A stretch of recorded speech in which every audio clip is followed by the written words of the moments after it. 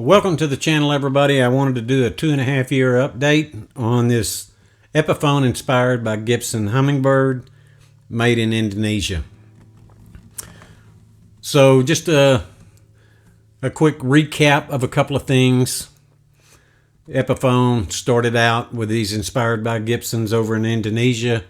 They did them out of the Masterbilt factory. The Gibson engineers went over when they decided to come out with this line and oversaw the building, the quality, everything that they wanted to see in a more, let's say, in a more enriched Epiphone guitar, acoustic guitar. And they made them there for 4 or 5 years, I guess, or maybe even a little bit longer. And then they moved operations on the acoustic side over to China a little at a time. And the first batch coming out of China probably wasn't the greatest on the planet. Had a lot of what I would call QC issues from everything I could tell and everybody I talked to, and the ones that I actually played in a guitar store.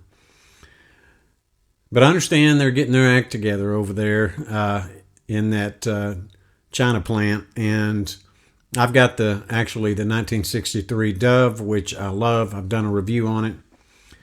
And I've got the pre-war J200, which is a fantastic guitar, but doesn't quite sound anything like a Gibson.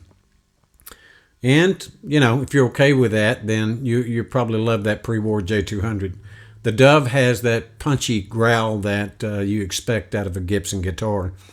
This Epiphone, inspired by Gibson Hummingbird, is got all the ingredients that you would want to hear out of a Gibson. I can close my eyes and play this, and I think I'm playing a Gibson. If it wasn't for the weight on the guitar, I really wouldn't be able to tell. And I've played a lot of Gibson Hummingbirds in my lifetime.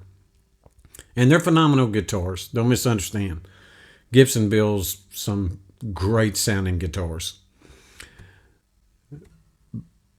But I think the Indonesian version of everything I've played so far of this inspired by Gibson Hummingbird is unmatched in the marketplace. This guitar is one of my favorites, and I love the tone to this. It's sweet and rich, and it's got some depth, and it's got some bass to it, and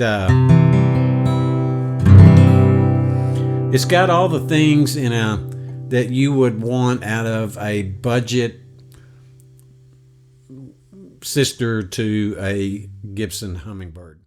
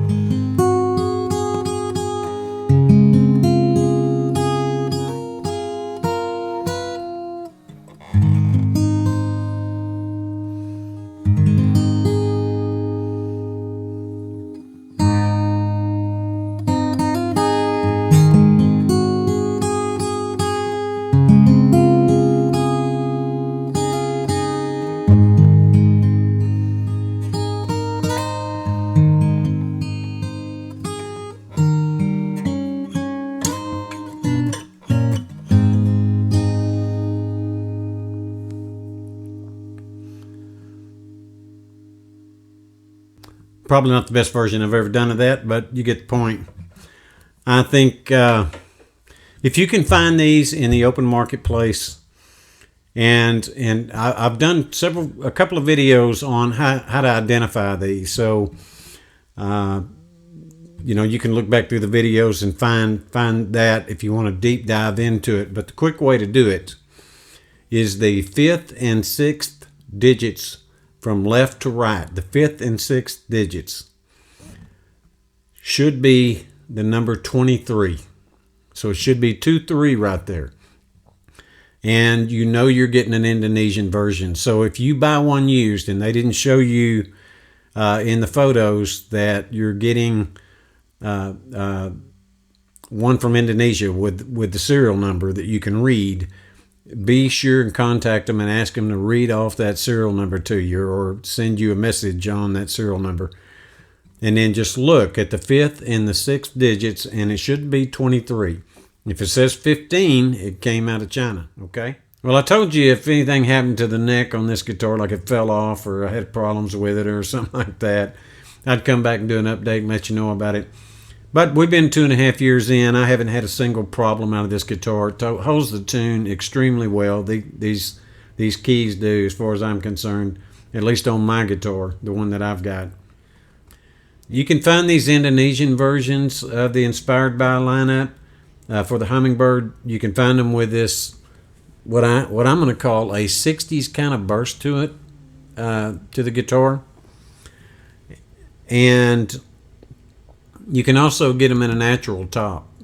And I know a few people on the channel have bought them with a natural top. But if this is one that you own, let me know. And let me know what you think about it on down the road here, as you've had that guitar for more than a week. And if you've got the one that came out of China with the 15 before they started doing the Inspired by Gibson custom lineup, let me know about that, what your experience was. And also, if you picked up an Inspired by Gibson custom 1960s Hummingbird from the Chinese factory,